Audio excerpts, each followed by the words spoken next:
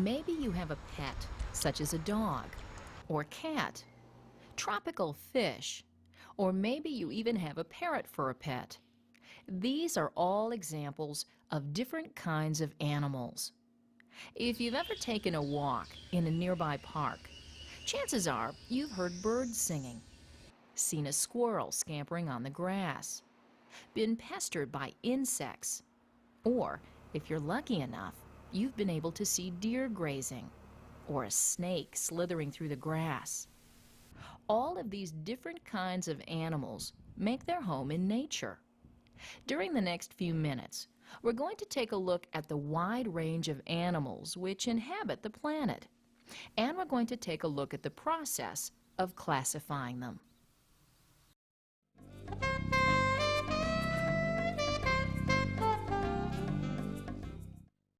We all recognize living things, such as cows, birds, and sea lions, as animals. But what about this sea anemone and this marine algae? You compare. What makes a sea anemone different from marine algae?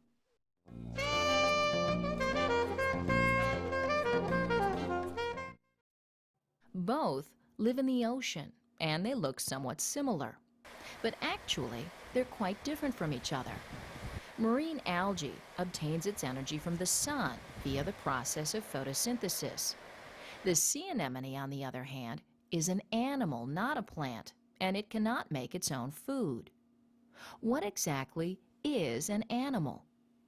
An animal is a living thing made up of many cells which must eat other things for its energy. Most animals also have a muscular system and a nervous system which enable them to move.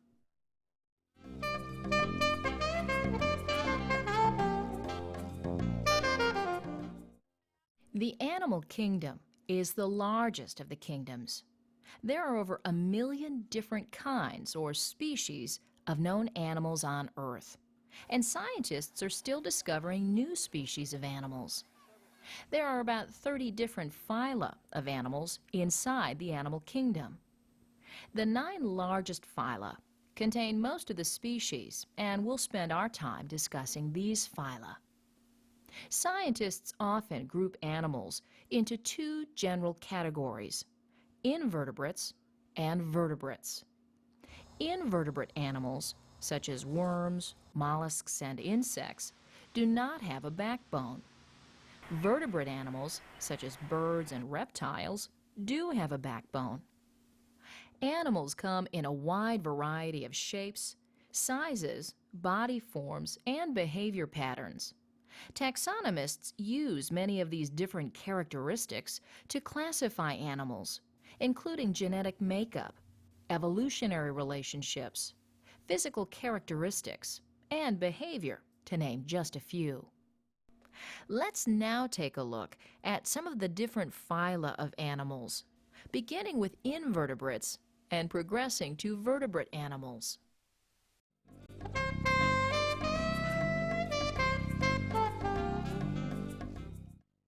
The first multicellular life developed over 500 million years ago. Modern-day sponges are thought to be related to some of these early life forms. The synthetic sponges that you use to wipe the kitchen counter have replaced natural sponges such as these. This natural sponge is actually the dead remains of a simple invertebrate animal that lived in the ocean. Sponges belong in the phylum Porifera. The word porifera means pore-bearing. Sponges filter water through many small openings called pores and capture food particles as they pass through the body. The next phylum, Cnidaria, contains animals which are more advanced. The Phylum Cnidaria contains many fascinating animals, such as colorful corals, sea anemones with their paralyzing ability to capture prey, monster-like hydra, and beautiful and graceful jellyfish.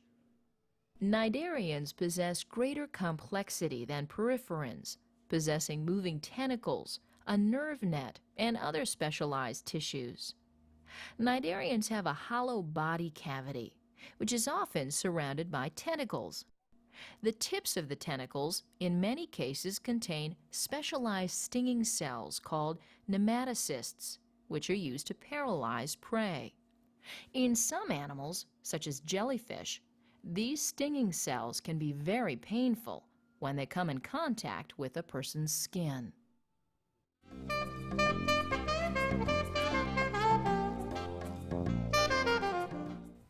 You may think that if you've seen one worm, you've seen them all. But that's not the case. In fact, there are hundreds of thousands of different kinds of worms in 3 different phyla. The 3 different phyla of worms include flatworms, roundworms, and segmented worms. Chances are you haven't seen a flatworm because most are quite small. To get a good look at this flatworm, called a planarian, you need a microscope. Planarians live in water and are often found in streams and ponds near your home. You observe. If we draw a line down the long axis of a worm's body, how do the 2 halves look compared to each other?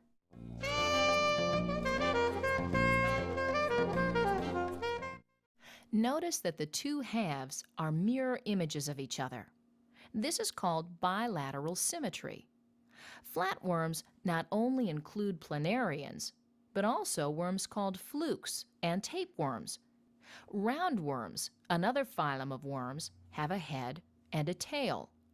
They have a tube-like digestive system in which food travels one way. There may be over 500,000 different species of roundworms on Earth. You're probably most familiar with worms in the phylum Annelida. These worms are commonly called segmented worms.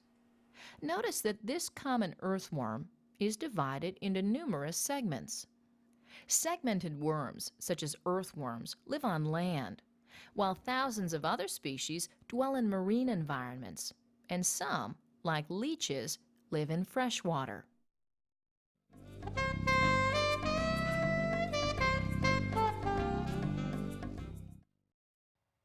Perhaps you've eaten steamed clams, or maybe you've eaten another related animal, squid, in the form of calamari.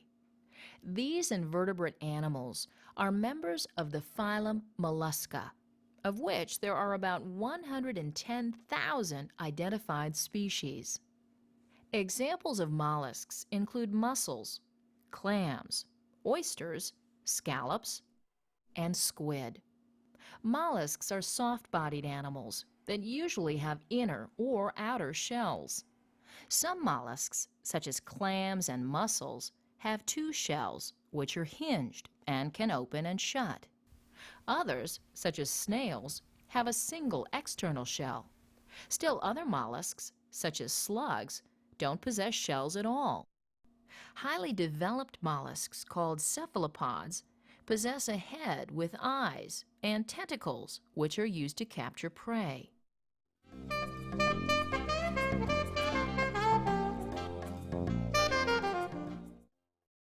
You decide. How are a horseshoe crab, a bee, and a spider similar?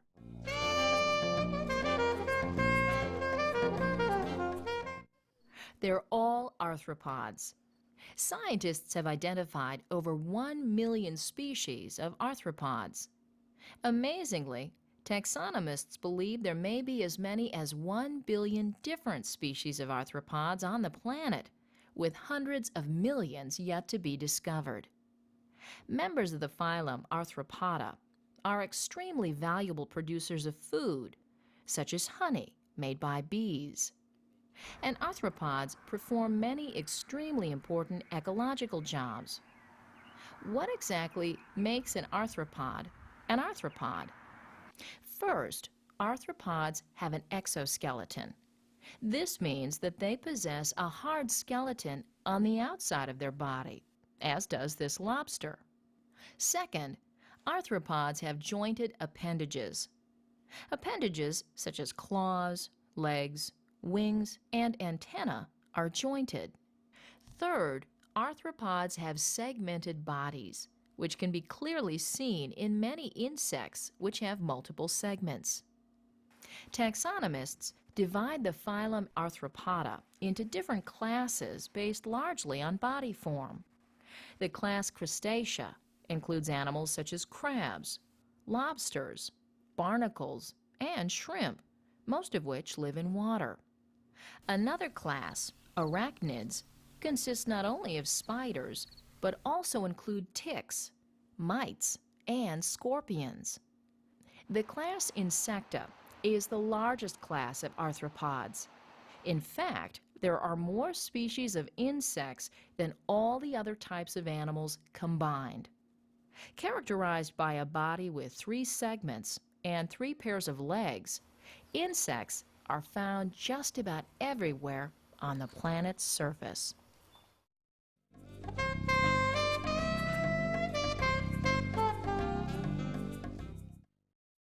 You observe. Describe the appearance of the skin on this starfish.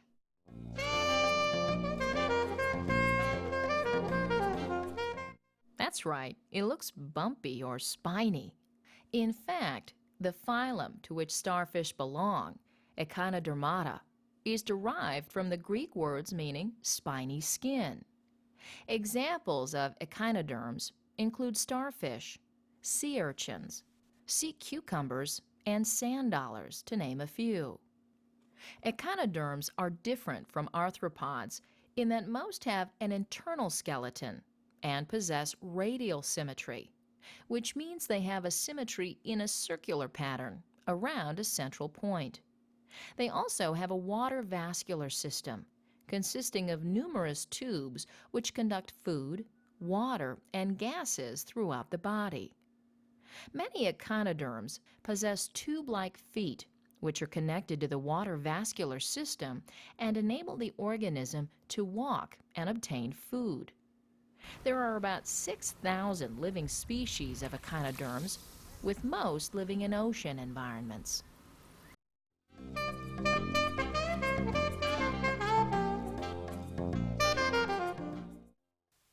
The final phylum we'll discuss is the Phylum Chordata.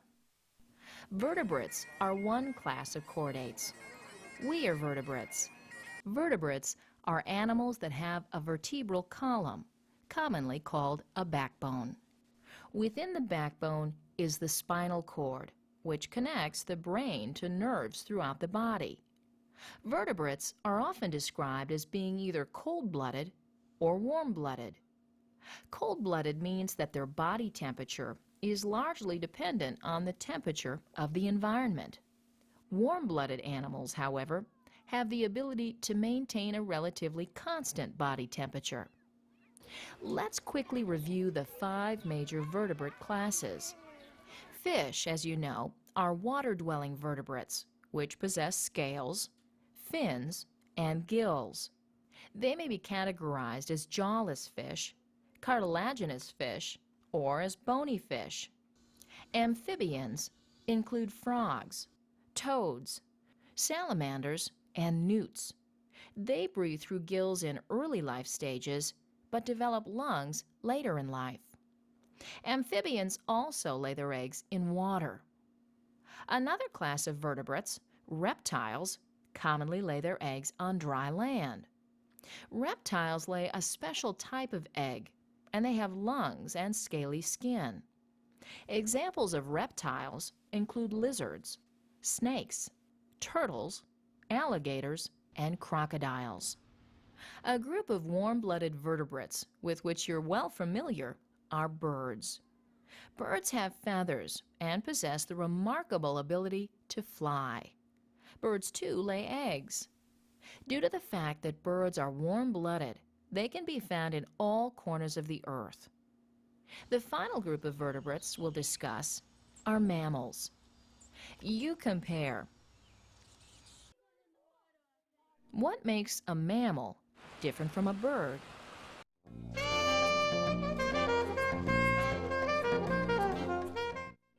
Mammals have hair or fur, whereas birds possess feathers. Mammals feed their young with milk, produced by mammary glands. Birds do not. Cows, dogs, coyotes, and humans are all examples of mammals. Mammals are considered to be the most advanced form of animals due to their highly developed brain and accompanying nervous system.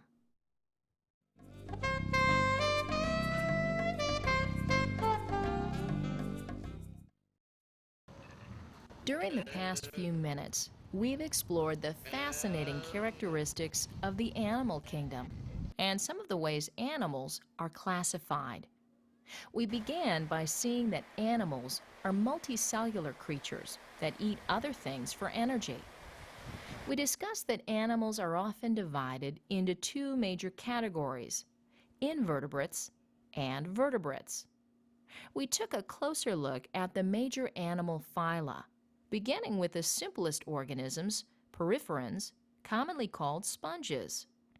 The major characteristics of the Phylum Cnidaria were also explained. We studied the different phyla of worms, including flatworms, roundworms, and segmented worms. Various types of mollusks were studied, including clams, mussels, snails, oysters, and squid. The defining characteristics of arthropods were explored, while taking a look at some of the major categories of arthropods, such as crustaceans, arachnids, and insects. The smaller phylum of Econoderms was explored by looking at some of its members. The last category of animals discussed were the chordates, more specifically, the vertebrates.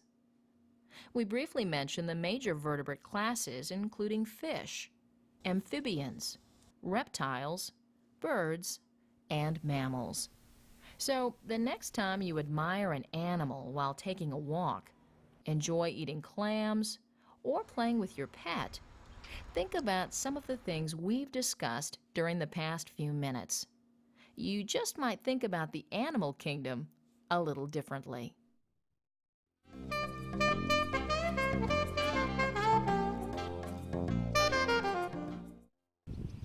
Fill in the correct word to complete the sentence. Good luck, and let's get started. Number 1. Cannot make their own food.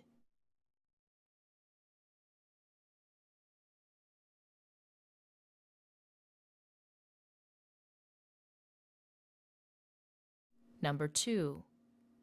Animals do not possess a backbone.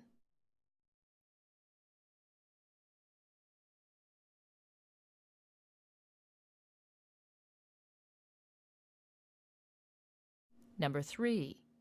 Taxonomists use many different to classify animals.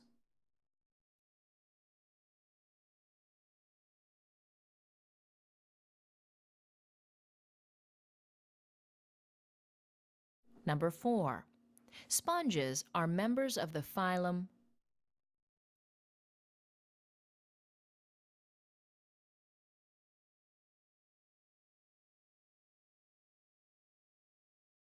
Number 5.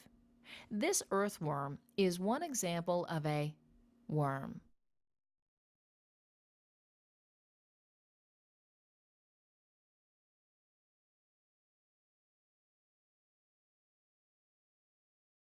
Number 6. Clams and snails are in the phylum.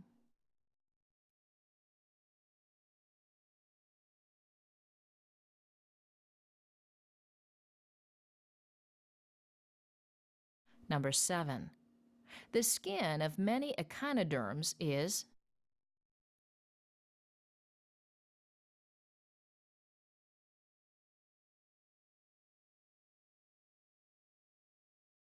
Number 8.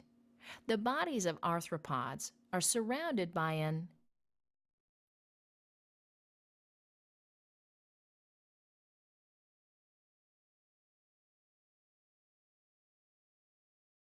Number 9. There are more species of than any other type of animal.